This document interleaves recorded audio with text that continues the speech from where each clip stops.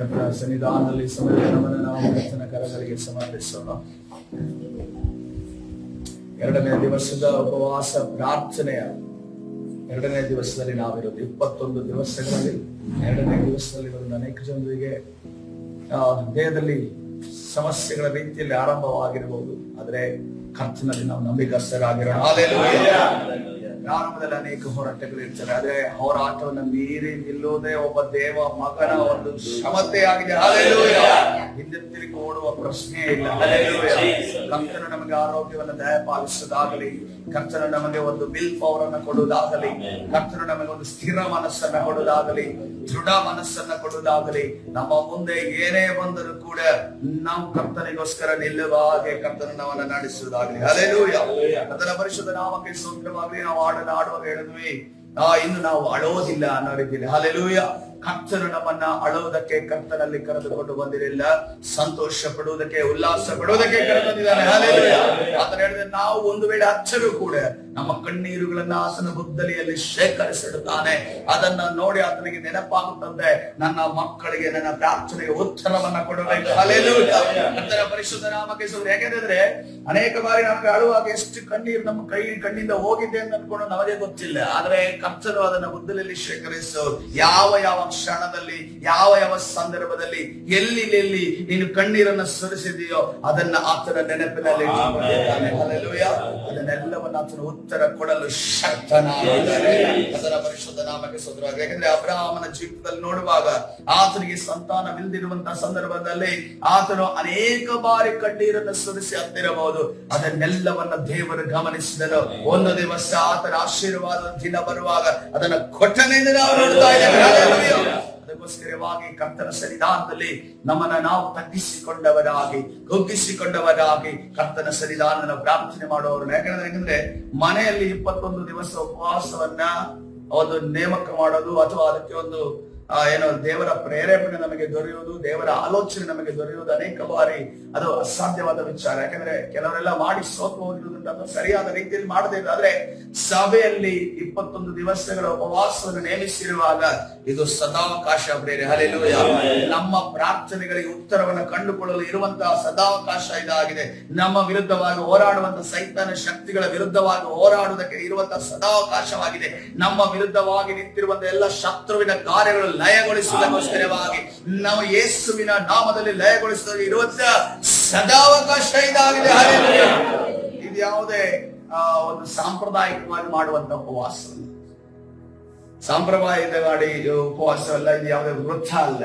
ಯಾಕಂದ್ರೆ ನಮ್ಗೆಲ್ಲ ಈ ರೀತಿಯಲ್ಲಿ ಮಾಡಿಕೊಂಡು ಬರೋದು ಅಭ್ಯಾಸ. ಮತ್ತು ನಾಮಧೇಯ ಕ್ರೈಸ್ತರು ಕೂಡ ಅವರಿಗೊಂದು ಸಮಯ ಇದೆ. ಆ ಸಮಯದಲ್ಲಿ ಅವರು ಒಂದು ಎಲ್ಲರೂ ಕಾಣುವಂತೆ ಆಗಿರಬಹುದು, ಅಥವಾ ಏನೋ ಒಂದು ಸಾಂಪ್ರದಾಯಿಕವಾಗಿ ಉಪವಾಸ ಮಾಡಿ ಮುಗಿಸೋಣ ಅನ್ನೋದಿದೆ. ಆ ರೀತಿಯ ಉಪವಾಸವಲ್ಲ. ಹಲ್ಲೆಲೂಯಾ. ಇದು ಪರಲೋಕವು ಭೂಲೋಕವು ಒಂದಾಗುವ ಸಮಯ ಇದೆ. ಹಲ್ಲೆಲೂಯಾ. ನಾವು ಸತ್ಯವಿದ ಒಂದು ವರ್ಷನ ನೋಡ್ತೇವೆ. ದೇವ ಯೇಸು ಕ್ರಿಸ್ತನು ಯಾಕೆ ಬಂದನು ಅಂತಂದ್ರೆ ಆತನು ಪರಲೋಕವನ್ನ ಭೂಲೋಕವನ್ನ ಒಂದು ಮಾಡಲು ಬಂದನು ಎಂದು ನಾವು ನೋಡ್ತೇವೆ. ಹಲ್ಲೆಲೂಯಾ. ಆತನು ಕೊಂಡಿಯಾಗಿದ್ದಾನೆ, ಆತನ ಲಿಂಕ್ ಆಗಿದ್ದಾನೆ ಎಂದು ನಾವು ನೋಡ್ತಾ ಇದ್ದೇವೆ. ಇವತ್ತಿನ ದಿವಸ ನಾವು ಈ ಉಪವಾಸ ಪ್ರಾರ್ಥನೆಗೆ ವಿಶೇಷವಾಗಿ ಕಲಿಲಿಕ್ಕೆ ಹೋಗುತ್ತಿರೋ ವಿಚಾರ ಏನಂತಂದ್ರೆ, ನಾವು ಉಪವಾಸ ಮಾಡ್ತಾ ಇದ್ದೇವೆ, ಆದ್ರೆ ಉಪವಾಸ ಮಾಡೋದಕ್ಕೆ ನಮ್ಮ ಗುರಿ ಏನಾಗಿದೆ? ನಮ್ಮನ್ನೇ ನಾವು ಪ್ರಶ್ನೆ ಮಾಡ್ಕೊಳ್ಬೇಕು. ಸುಮ್ಮನೆ 6 ಗಂಟೆಗೆ ಬರ್ತೀವಿ, ಉಪವಾಸ ಸ್ಟಾರ್ಟ್ ಆಗಿದೆ, ಆರಾಧನೆ ಮಾಡ್ತೀವಿ, ಆದ್ಮೇಲೆ ಎಲ್ಲರೂ ಗುಂಪಾಗಿ ಪ್ರಾರ್ಥನೆ ಮಾಡ್ತೀವಿ, ಮತ್ತೆ ನಮ್ಮ ಎಲ್ಲ ಕೆಲಸಗಳಿಗೆ ಹೋಗ್ತೀವಿ, ಮತ್ತೆ ಸಂಜೆ ಬರ್ತೀವಿ, ಉಪವಾಸ ಮುಗಿಸ್ತೀವಿ, ಆಹಾರವನ್ನು ಸೇವಿಸ್ತೀವಿ, ಮಲಗ್ತೀವಿ. ಇಷ್ಟೇ ನಮ್ಮ ಉಪವಾಸ. ಇದರಲ್ಲಿ ನಾನು ಹೊಂದಿಕೊಳ್ಳೋದು ಏನಿದೆ? ನಮ್ಮ ಗುರಿ ಏನಿದೆ? ಹಲ್ಲೆಲೂಯಾ. ದೇವರ ರಾಜ್ಯದಲ್ಲಿ ನಿನಗೆ ಏನೇ ಇನ್ವೆಸ್ಟ್ ಮಾಡುವುದು ಅದನ್ನ ನಮ್ಗೆ ಖಂಡಿತವಾಗಿ ರಿಟರ್ನ್ ಬರುವಂತ ಅದು ಸ್ಥಳ ಅದಾಗಿದೆ. ಹಲ್ಲೆಲೂಯಾ. ಕರ್ತನ ಹಸ್ತ ನೀವೇನೇ ಇನ್ವೆಸ್ಟ್ ಮಾಡೋದ್ರೂ ಕೂಡ ಅದು ರಿಟರ್ನ್ ಪಡೆಯುವಂತ, ಆದ್ರೆ ಆತನ ಸಮಯದಲ್ಲಿ ರಿಟರ್ನ್ ಆತನ ಕೊಡುವ ಆತನಾಗಿದೆ. ಹಲ್ಲೆಲೂಯಾ. ಅದಕ್ಕೋಸ್ಕರವಾಗಿ ನಮ್ಮ ಜೀವಿತದಲ್ಲಿ ಇವತ್ತಿನ ದಿವಸ ನಾವು ಉಪವಾಸವನ್ನ ಮಾಡ್ತಾ ಇದ್ದೇವೆ. ನಾವು ಒಂದು ಗುರಿಯನ್ನ ಇಟ್ಟುಕೊಳ್ಳಬೇಕಾಗಿದೆ. ಇಟ್ಟುಕೊಂಡು ನಾವು ಜೀವಿಸಬೇಕು. ಯಾವ ರೀತಿಯ ಗುರಿ ಅನ್ನೋದನ್ನ ಇವತ್ತಿನ ದಿವಸ ನಾವು ಕಲಿಯೋಣ. ನಾವು ಮೋಶೆಯ ಜೀವಿತದ ಮುಖಾಂತರವಾಗಿ ಕಲಿಯೋಣ. ಮೋಶೆ ಪ್ರಾರಂಭದ ದಿನಗಳಲ್ಲಿ ಆತನು ಏನಾಗಿದ್ದನು? ಆತನು ಐಗುಪ್ತ ದೇಶದ ಒಂದು ಫರೋಹನ ಕೆಳಗಡೆ ಇದ್ದಂತ ಒಬ್ಬ ರಾಜಕುಮಾರನ ರೀತಿಯಲ್ಲಿ ಆತನು ಜೀವಿಸುವವನಾಗಿದೆ. ಆತನ ವಿಚಾರ ವಾಕ್ಯ ಈ ರೀತಿಯಲ್ಲಿ ಹೇಳ್ತಿದೆ. ಅಪೊಸ್ತಲರ ಕೃತ್ಯಕ್ಕಿಂತ ನೋಡ್ರಿ, ವಿಮೋಚನ ಕಾಂಡಕ್ಕಿಂತ ಮೋಶೆ ತನ್ನ ಬಗ್ಗೆ ತಾನು ಬರೆಯುವುದಕ್ಕಿಂತ ಹೆಚ್ಚಾಗಿ ಅದನ್ನ ಬರೆದವರು ಸ್ಪಷ್ಟವಾಗಿ ಬರೆದ ಅಪೊಸ್ತಲರ ಕೃತ್ಯದಲ್ಲಿ ಸ್ಟೆಫನನ್ನು ಆತನು ತನ್ನ ಬಾಯಲ್ಲಿ ಹೇಳ್ತಾ, ತನ್ನ ದೈವ ಜ್ಞಾನದ ಮುಖಾಂತರ ಬಾಯಲ್ಲಿ ಹೇಳ್ತಾನೆ. ಅಪೊಸ್ತಲರ ಕೃತ್ಯ 7:22 ವಚನವನ್ನ ನೋಡ್ರಿ, ಮೋಶೆ ಯಾವ ರೀತಿಯಲ್ಲಿ ಇದ್ದ ಅನ್ನೋದನ್ನ ಅಲ್ಲಿ ನಾವು ಗಮನಿಸ್ತೇವೆ. ಅಪೊಸ್ತಲರ ಕೃತ್ಯ 7:22 ವಚನ. ಮೋಶೆಯು ಐಗುಪ್ತ ದೇಶದವರ ಸರ್ವ ವಿದ್ಯೆಗಳನ್ನ ಹೊಂದಿದ್ದನಂತೆ. ಹಲ್ಲೆಲೂಯ. ಮೋಶೆಗೆ ಏನಿತ್ತು? ಸರ್ವ ವಿದ್ಯೆಗಳಿದ್ದವು. ಅಂದ್ರೆ ಎಜುಕೇಶನಲ್ ಆಗಿರ್ಬೋದು, ಸಾಂಸ್ಕೃತಿಕ ಆದದಾಗಿರ್ಬೋದು, ಅಲ್ಲಿರುವಂತ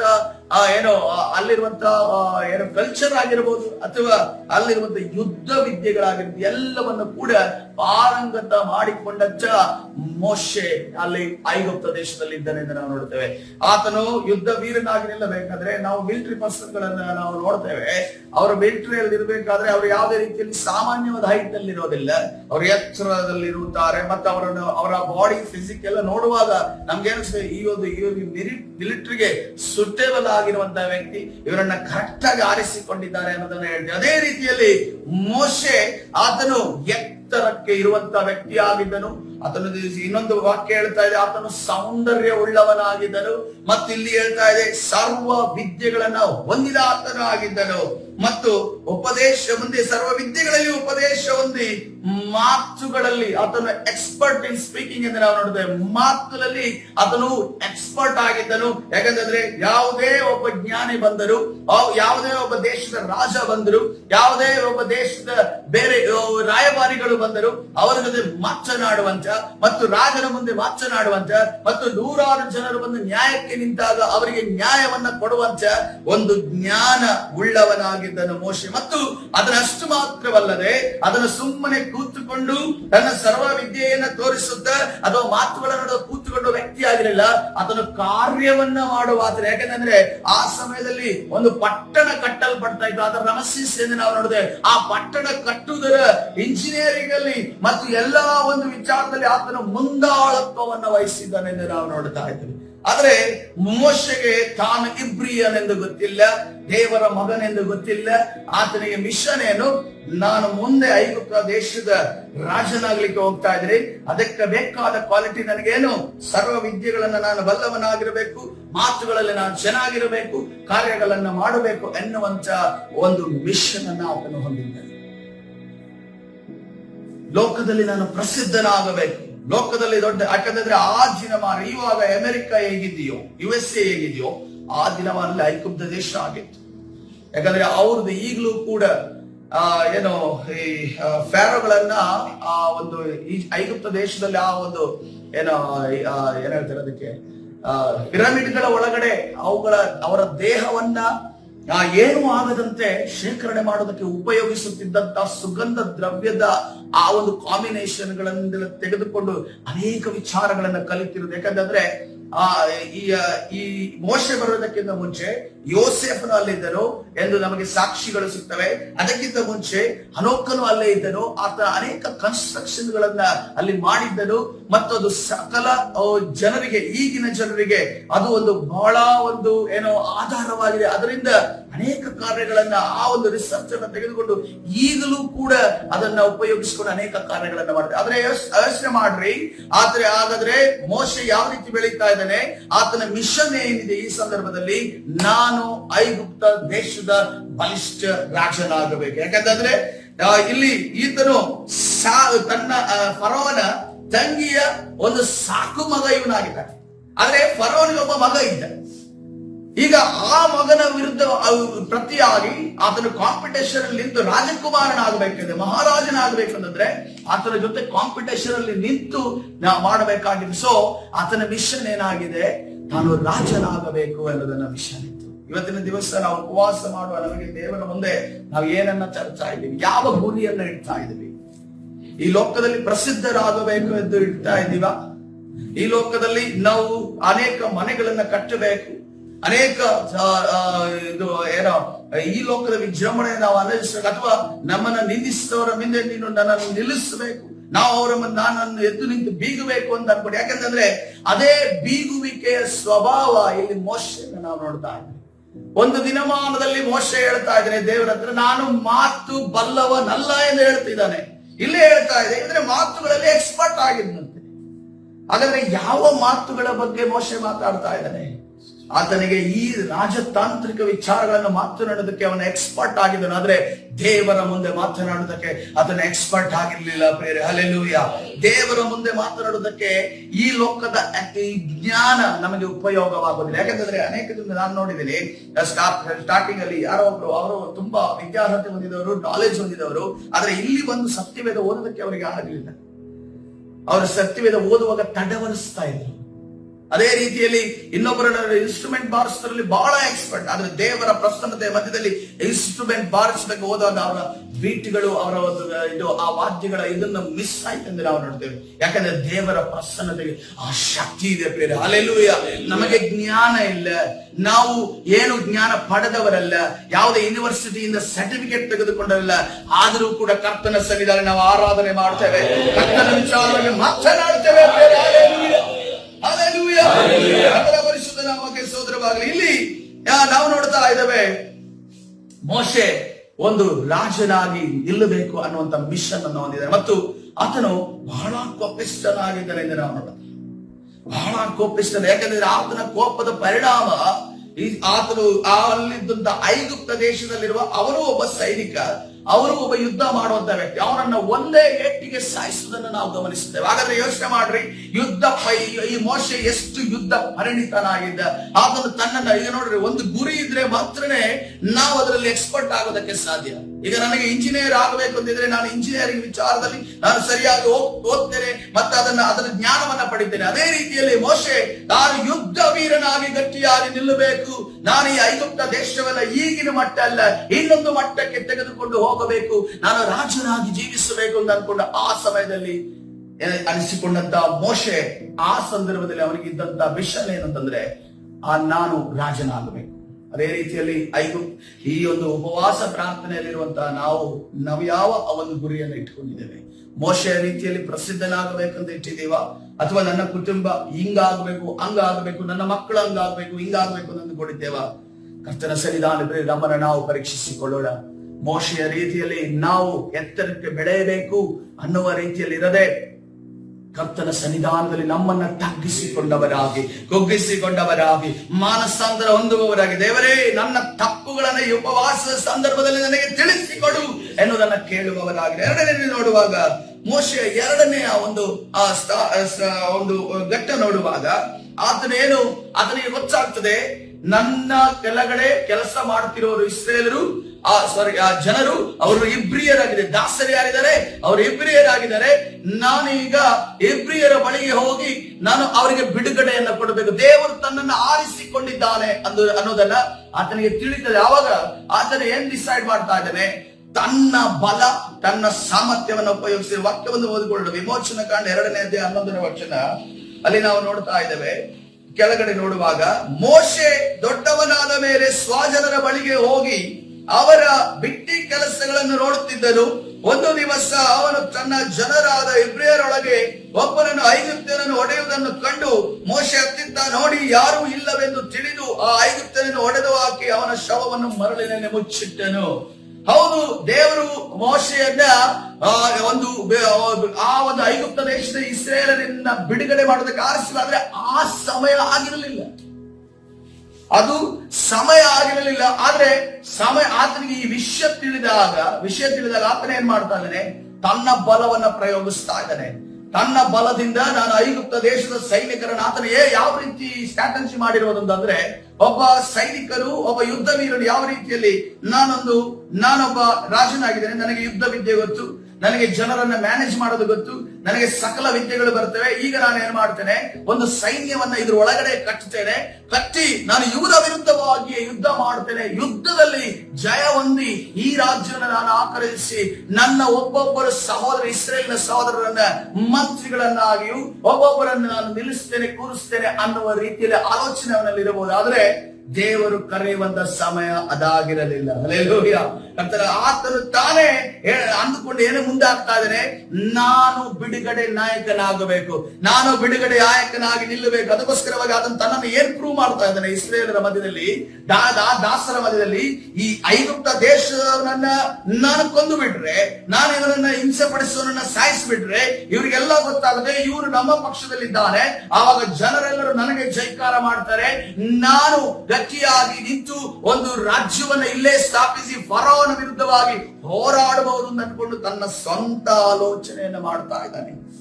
ಯಾಕಂದ್ರೆ ನಾವು ಇದನ್ನ ಸ್ಪಷ್ಟವಾಗಿ ಸ್ಟೆಫನನ್ನು ಈ ರೀತಿಯಲ್ಲಿ ಹೇಳ್ತಿದ್ದಾನೆ. ಆಕ್ಟ್ಸ್ ಅಪೊಸ್ತಲರ ಕೃತ್ಯ 7ನೇ 23ರಿಂದ 29 ವಚನಗಳು ನಾವು ನೋಡುವಾಗ, ಅವನಿಗೆ 40 ವರ್ಷ ವಯಸ್ಸು ತುಂಬುತ್ತಾ ಇರಲು ಇಸ್ರೇಲ್ ವಂಶಸ್ಥರಾದ ತನ್ನ ಸೋದರನ್ನು ಹೋಗಿ ನೋಡಬೇಕೆಂಬ ಆಶೆಯು ಅವನ ಹೃದಯದಲ್ಲಿ ಹುಟ್ಟಿತು.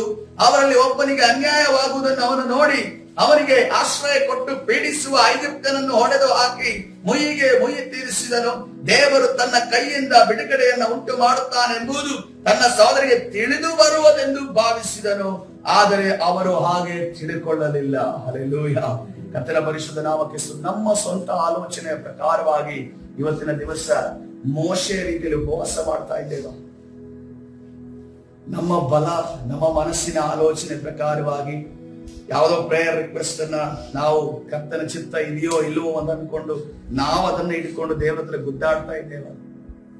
ಒಂದು ವೇಳೆ ಯಾಕೋಬನು ಕೂಡ ತಾನು ಶ್ರೀಮಂತನಾಗಬೇಕು ಅಂತ ಅನ್ಕೊಂಡು, ಒಂದು ವೇಳೆ ನನಗೆ ಏಸಾವನ ಮುಂದೆ ಗೆಲ್ಲುವುದಕ್ಕೆ ನನಗೆ ದೇಹದಲ್ಲಿ ಶಕ್ತಿ ಕೊಡು, ನನಗೆ ಶ್ರೀಮಂತಿಕೆ ಕೊಡು, ನನಗೆ ಎಲ್ಲ ಒಂದು ಆಸ್ತಿಯನ್ನ ಕೊಡುವಂತ ಅನ್ಕೊಂಡು ಕೇಳಿದ್ರೆ ಅವತ್ತಿನ ದಿವಸ ನನಗೆ ಗೊತ್ತಿಲ್ಲ ಅವನ ದೇವರ ಜೊತೆ ಗುದ್ದಾಡುವಾಗ ಅವನ ಪರಿಸ್ಥಿತಿ ಏನಾಗ್ತಿದ್ದ ಗೊತ್ತಿಲ್ಲ. ಆ ಒಂದು ಆಲೋಚನೆ ಇಟ್ಟುಕೊಂಡದ್ದು ಗುದ್ದಾಡಿದಕ್ಕೆ ಅವರ ಒಳಗಡೆ ಇದ್ದ ವಿಚಾರವನ್ನ ದೇವರು ಎತ್ತದ ಕೀಲನ್ನ ಮುರಿದು ಹೋದ್ರು. ಇನ್ನೇನಾದ್ರೂ ಬೇರೆ ವಿಚಾರ ಇದ್ರೆ ಯಾವ್ದು ಮುರಿದು ಹೋಗ್ತಿತ್ತೋ ನನಗೆ ಗೊತ್ತಿಲ್ಲ. ಆದ್ರೆ ದೇವರು ಆತನ ಆಲೋಚನೆ ಒಳ್ಳೆಯದಾಗಿರೋದ್ರಿಂದ ಆತನಲ್ಲೊಂದು ನ್ಯೂನತೆ ಇರಬೇಕೆಂದು ಕೀಲನ್ನ ಮುರಿದನೆಂದು ನಾವು ನೋಡ್ತಾ ಇದ್ದೇವೆ. Hallelujah, hallelujah. ಇವತ್ತಿನ ದಿವಸ ಬೇರೆ ನಮ್ಮ ಉಪವಾಸದ ಪ್ರಾರ್ಥನೆಗಳು ಹೇಗಿದ್ದಾವೆ? ಹೌದು, ಸಭೆಗೆ ಸಾಮೂಹಿಕವಾಗಿ ಮಾಡುವಂತ ಪ್ರಾರ್ಥನೆಗಳು ಅದು ಕರೆಕ್ಟ್ ಆಗಿದ್ದಾವೆ, ಯಾಕಂದ್ರೆ ದೇವರಿಂದ ಹೊಂದಿದಂತ ಪ್ರಾರ್ಥನಾ ರಿಕ್ವೆಸ್ಟ್ಗಳು. ಆದ್ರೆ ನಮ್ಮ ಪರ್ಸನಲ್ ಪ್ರಾರ್ಥನಾ ರಿಕ್ವೆಸ್ಟ್ ಗಳನ್ನ ನಾವು ಹೇಗೆ ಮಾಡ್ತಾ ಇದ್ದೇವೆ? ನಮ್ಮ ಮಕ್ಕಳ ವಿಚಾರ ನಾವು ಹೇಗೆ ಮಾಡ್ತಾ ಇದ್ದೇವೆ? ನಮ್ಮ ಮಕ್ಕಳ ವಿಚಾರ ದೇವರಲ್ಲಿ ನಾವು ಏನನ್ನ ಕೇಳ್ತಾ ಇದ್ದೇವೆ? ಅಥವಾ ನಮ್ಮ ಗಂಡ ಹೆಂಡರ ವಿಚಾರವಾಗಿ ನಾವು ಏನನ್ನ ಕೇಳ್ತಾ ಇದ್ದೇವೆ? ನಮ್ಮ ಒಂದು ಕುಟುಂಬದ ಸಮಾಧಾನದ ವಿಚಾರವಾಗಿ ನಾವು ಏನನ್ನ ದೇವರಲ್ಲಿ ಕೇಳ್ತಾ ಇದ್ದೇವೆ? ಮೋಶೆಯ ರೀತಿಯಲ್ಲಿ ನನಗೆ ಬಲ ಕೊಡು, ನನಗೆ ಸ್ಟ್ರೆಂತ್ ಕೊಡು, ನನಗೆ ಮುಂದೆ ಹೋಗುವಂತೆ ಅವಕಾಶ ಕೊಡು ಅನ್ನೋ ರೀತಿಯಲ್ಲಿ ಕೇಳ್ತಾ ಇದ್ದೇವೆ? ನಮ್ಮ ಒಂದು ಸ್ವ ಆಲೋಚನೆ ಪ್ರಕಾರ ಕೇಳ್ತಾ ಇದ್ದೇವೆ ಅಥವಾ ದೇವರ ಚಿತ್ತದ ಪ್ರಕಾರವಾಗಿ ಕೇಳ್ತಾ ಇದ್ದೇವೆ? ಯಾಕಂದ್ರೆ ದೇವರ ಚಿತ್ತ ಎಲ್ರಿಗೂ ಗೊತ್ತು. ಆದ್ರೆ ಪ್ರಾರ್ಥನೆ ಮಾಡುವಾಗ ನಾವು ನಮ್ಮ ಚಿತ್ತದ ಪ್ರಕಾರವಾಗಿ ಮಾಡ್ತೇವೆ, ನಮ್ಮ ಚಿತ್ತದ ಪ್ರಕಾರವಾಗಿ ಮಾಡ್ತೇವೆ. ಇವತ್ತಿನ ದಿವಸ ಮೋಶೆಯ ರೀತಿಯಲ್ಲಿ, ಮೋಶೆ 2ನೇ ಘಟ್ಟದಲ್ಲಿ ಯಾವ ರೀತಿಯಲ್ಲಿ ಇದ್ದಾನೋ ಆ ರೀತಿಯಲ್ಲಿ ನಾವು ಆಗೋದು ಬೇಡ. ನಾವು ಕರ್ತನ ಚಿತ್ತದ ಪ್ರಕಾರವಾಗಿ ಪ್ರಾರ್ಥನೆ ಮಾಡುವವರಾಗೋಣ. ಹಲ್ಲೆಲೂಯಾ. ನಮ್ಮ ಗುರಿ ಇವತ್ತಿನ ದಿವಸ ಒಂದು ವೇಳೆ ಸ್ವ ಆಲೋಚನೆ ಪ್ರಕಾರವಾಗಿ ಇರೋದಾದ್ರೆ ಅದನ್ನ ಬದಲಾಯಿಸಿಕೊಳ್ಳೋಣ. ಹಲ್ಲೆಲೂಯಾ. ಕರ್ತನ ಪರಿಶುದ್ಧ ನಾಮಕ್ಕೆ ಸ್ತೋತ್ರವಾಗಲಿ. ಮುಂದೆ ಆತನು ಏನಂತಂದ್ರೆ ನೋಡ್ರಿ, ಯಾವ ರೀತಿಯಲ್ಲಿ ಅವನು ಸ್ವಂತ ಆಲೋಚನೆ ಸ್ವಂತ ಶಕ್ತಿಯಿಂದ ಮುಂದೆ ಹೋಗ್ತಾನೋ ಅವನಿಗೆ ಯಾರು ತಿರುಗಿ ಬೀಳ್ತಾರೆ ಅಂತಂದ್ರೆ ಐಗುಪ್ತ ದೇಶದವ್ರು ತಿರುಗಿ ಬೀಳೋದಿಲ್ಲ, ಇಸ್ರೇಲ್ರೇ ತಿರುಗಿ ಬೀಳ್ತಾರೆ. ಇಬ್ರು ಜಗಳ ಮಾಡ್ತಾ ಇರ್ತಾರೆ. ಜಗಳ ಮಾಡುವ ಸಂದರ್ಭದಲ್ಲಿ ಇವನೇನ ಸಮಾಧಾನ ಕೊಡುವ ರೀತಿಯಲ್ಲಿ ಒಂದು ಕಾರ್ಯವನ್ನು ನಾವು ಮನಸ್ಸಿನಲ್ಲಿ ಇಡಬೇಕು. ಜಗಳವನ್ನ ಸಮಾಧಾನ ಮಾಡೋದು ಒಳ್ಳೇದೇ, ಆದ್ರೆ ಆ ಸಮಾಧಾನ ಮಾಡಕ್ಕೆ ಹೋಗಿ ಅವನು ತಿರುಗಿ 3ನೇ ಅವನಿಗೆ ಓಡುವಂತ ಪರಿಸ್ಥಿತಿ ಎಷ್ಟೋ ಘಟನೆಗಳು ನಡೀತದೆ. ಅದಕ್ಕೆ ಬಹಳ ಎಚ್ಚರಿಕೆಯಾಗಿರ್ಬೇಕು. ಸಮಾಧಾನ ಪಡಿಸುವವರೇ ಎಷ್ಟು ಬಹಳ ಎಚ್ಚರದಿಂದ ಇರಬೇಕು. ಇಬ್ರು ಜಗಳದಲ್ಲಿ ಮಧ್ಯದಲ್ಲಿ ಸಮಾಧಾನ ಪಡಿಸಕ್ಕೆ ಹೋಗಿ ಅನೇಕ ಜನ ತನ್ನ ಪ್ರಾಣವನ್ನು ಕಳೆದುಕೊಂಡಿರೋದು. ಈ ವಿಚಾರದಲ್ಲಿ ನಿಮ್ದೊಂದು ಇದೊಂದು ಚಿಕ್ಕದೊಂದು ಆ ಮಾತನ್ನ ನಾನು ಹೇಳಲು ಬಯಸ್ತೇನೆ. ಆದ್ರೆ ಇಲ್ಲಿ ಏನಾಗ್ತಿದೆ, ಸ್ವಕುಲದವರೇ ತನ್ನ ಕುಲದವರೇ ಇಬ್ರು ಜಗಳ ಆಡ್ತಾ ಇದ್ದಾರೆ. ಜಗಳಾಡೋ ಮಧ್ಯದಲ್ಲಿ ಸಮಾಧಾನಕ್ಕೆ ಮೋಶೆ ಹೋಗ್ತಾ ಇದ್ದಾರೆ. ಯಾರ ಚಿತ್ತದಿಂದ, ಯಾರ ಆಲೋಚನೆಯಿಂದ ಹೋಗ್ತಾ ಇದ್ದಾರೆ? ಸ್ವಂತ ಆಲೋಚನೆಯಿಂದ ಹೋಗ್ತಾ ಇದ್ದಾರೆ. ಸ್ವಂತ ಆಲೋಚನೆಯಿಂದ ಅವರನ್ನು ನಿಲ್ಲಿಸೋಣ ಹೋಗ್ತಾರೆ. ಅವ್ರೇನ್ ಮಾಡಿದ್ರು? ಇಬ್ರು ಸೇರಿ ಇವನ್ ಮೇಲೆ ಬಿದ್ರು. ನಿನಗೆ ಯಾರು ನಮ್ಮ ಮೇಲೆ ಅಧಿಕಾರ ಇಟ್ಟವರು? ನಿನ್ನ ನ್ಯಾಯಾಧಿಪತಿಯಾಗಿ ನಮ್ಮ ಮೇಲೆ ಯಾರು ಇಟ್ಟವರು ಅನ್ನೋದನ್ನ ಕೇಳ್ತಾ ಇದ್ದಾರೆ. ಯಾಕೆ ಅದು ಕೇಳಿದ್ರೆ ಎಂದು ಗಮನಿಸುವಾಗ, ಯಾಕಂದ್ರೆ ಆ ಸಮಾಧಾನವನ್ನು ಅವರ ಮಧ್ಯದಲ್ಲಿ ಸ್ಥಾಪಿಸುವುದಕ್ಕೆ, ಬಿಡುಗಡೆಯನ್ನು ಕೊಡುವುದಕ್ಕೆ, ವಿಮೋಚನೆಯನ್ನು ಕೊಡುವುದಕ್ಕೆ ದೇವರಿಂದ ಆತನು ಕರೆಯಲಿಕ್ಕೆ ಹೊಂದಿರಲಿಲ್ಲ. 2ನೇದಾಗದು ಸಮಯವಾಗಿರಲಿಲ್ಲ. ಹಲ್ಲೆಲೂಯಾ. ಕರ್ತನ ಪರಿಶುದ್ಧ ನಾಮಕ್ಕೆ ಸ್ತೋತ್ರವಾಗಲಿ. ಕರ್ತನ ಸನ್ನಿಧಾನದಲ್ಲಿ ನಮ್ಮ ಕುಟುಂಬಕ್ಕೆ ಸಮಾಧಾನ ದೇವರ ಚಿತ್ತದ ಪ್ರಕಾರವಾಗಿ ಬರಬೇಕೇ ಹೊರತು, ದೇವರ ಆಲೋಚನೆ ಪ್ರಕಾರವಾಗಿ ಬರಬೇಕೇ ಹೊರತು, ನಮ್ಮ ಆಲೋಚನೆ ಪ್ರಕಾರವಾಗಿ ಬಂದರೂ ಕೂಡ ಅದು ನಿಲ್ಲೋದಿಲ್ಲ, ಅದು ಬರೋದೇ ಇಲ್ಲ ಅನ್ನೋದನ್ನು ಗಮನಿಸಬೇಕು. ಇವತ್ತಿನ ದಿವಸ ನಮ್ಮ ಪ್ರಾರ್ಥನೆಗಳು ಯಾವ ರೀತಿ ಇದೆ, ನಾವು ಯಾವ ರೀತಿ ಉಪವಾಸವನ್ನ ಮಾಡ್ತಾ ಇದ್ದೇವೆ? ನಾವು ಸಾಂಪ್ರದಾಯಿಕವಾಗಿ ಉಪವಾಸವನ್ನ ಮಾಡ್ತಾ ಇದ್ದೇವೋ, ಏನೋ ಮಾಡಬೇಕಲ್ಲ ಅಂತ ಅನ್ಕೊಂಡು ಮಾಡ್ತಾ ಇದ್ದೇವೋ, ನಮ್ಮಲ್ಲಿ ಆ ಒಂದು ಜ್ವಾಲೆ ಬೆಂಕಿ ಇದೆಯೋ ಅನ್ನೋದನ್ನ ಇವತ್ತಿನ ದಿವಸ ನಾವು ಗಮನಿಸಬೇಕಾಗಿದೆ. ಯಾಕಂದ್ರೆ ಪ್ರಾರ್ಥನೆ ಮಾಡುವಾಗ ನಮಗೆ ವೈಯಕ್ತಿಕ ಪ್ರಾರ್ಥನೆಗಳು ಇದಾವೆ ಮತ್ತು ಸಭೆಯ ಪ್ರಾರ್ಥನೆಗಳು ಇದಾವೆ. ವೈಯಕ್ತಿಕ ಪ್ರಾರ್ಥನೆಗಳಲ್ಲಿ ನಮಗೆ ಅನೇಕ ಬಾರಿ ವಿಶೇಷವಾದ ಇಂಟ್ರೆಸ್ಟ್ ಬರುತ್ತೆ, ಆದ್ರೆ ಆತ್ಮ ಭಾರ ಉಳ್ಳವರಿಗೆ ಮಾತ್ರವೇ ಸಭೆಯಲ್ಲಿ ಮಾಡುವಂತ ಪಾಯಿಂಟ್ಸ್ ಗಳಿಗೆ ನಮಗೆ ಒಂದು ಎನ್ಕರೇಜ್ಮೆಂಟ್ ಸಿಗುವಂತದ್ದಾಗಿದೆ. ಹಲ್ಲೆಲೂಯಾ. ಕರ್ತನ ಪರಿಶುದ್ಧ ನಾಮಕ್ಕೆ ಸ್ತೋತ್ರವಾಗಲಿ. ಅದಕ್ಕೋಸ್ಕರವಾಗಿ ನಾವು ಒಂದನ್ನ ಗಮನಿಸಬೇಕು. ನಮ್ಮ ಜೀವಿತದಲ್ಲಿ ನಾವು ಈ ಉಪವಾಸವನ್ನ ಮಾಡುವಾಗ ಸುಮ್ಮನೆ ಉಪವಾಸ ಮಾಡುವವರಾಗಿರಬಾರದು. ನಾವು ಒಂದು ಹೃದಯದಲ್ಲಿ ಜ್ವಾಲೆ ಇಟ್ಟುಕೊಳ್ಳುವುದಾಗಿ ನಾವು ಉಪವಾಸವನ್ನ ಮಾಡಬೇಕು. ಯಾಕೆಂತಂದ್ರೆ ಉಪವಾಸ ಇನ್ನೊಂದ್ಸಲ ಒಂದು ವಾರದಿಂದ ನಾನು ಗಮನಿಸ್ತಿದ್ದೀನಿ, ಯಾರು ಕೂಡ ಆ ಫಸ್ಟ್ ಉಪವಾಸದಲ್ಲಿ ಇದ್ದಂತ ಆಸಕ್ತಿಯನ್ನ, ಯಾಕೆಂತಂದ್ರೆ ಆ ಮೊದಲನೇ ಉಪವಾಸದಲ್ಲಿ ಟೈಮ್ ಸ್ಲಾಟ್ ಏನಿದೆ, ಪ್ರಾರ್ಥನೆ ಟೈಮ್ ಸ್ಲಾಟ್ ಇದೆ, ನನಗೆ ಆ ಒಂದು ಸ್ಲಾಟ್ ಇದೆಯಾ, ನನಗೆ ಆ ಒಂದು ಸ್ಲಾಟ್ ಇದೆಯಾ, ಅದು ಆ ಚರ್ಚೆಗಳು ಒಂದು ವಾರ ನಡೀತು. ಆದ್ರೆ ಈ ವಾರ ಭಾನುವಾರ ಚರ್ಚೆ ಆಗೋ ತನಕ, ಇಲ್ಲಿ ಸಭೆಯಲ್ಲಿ ಅನೌನ್ಸ್ಮೆಂಟ್ ಆಗೋ ತನಕ ಯಾರು ಕೂಡ ನನಗೆ ಈ ಸ್ಲಾಟ್ ಕೊಡಿ, ನಾನು ಪ್ರಾರ್ಥನೆ ಮಾಡ್ತೀನಿ ಎಂದು ಮುಂದೆ ಬರಲಿಲ್ಲ. ಅಥವಾ ನಾನು ಹೊಸ ಮುಖಗಳನ್ನ ನಾನು ನೋಡ್ತಾ ಇಲ್ಲ. ಹಾಗಾದ್ರೆ ನಮ್ಮ ಪ್ರಾರ್ಥನೆ ಮಾಡುವ ಸಮಯ ಯೇಸು ಕ್ರಿಸ್ತನು ಬರೋದಕ್ಕಿಂತ ಒಂದು ದಿನ ಮುಂಚೆನ,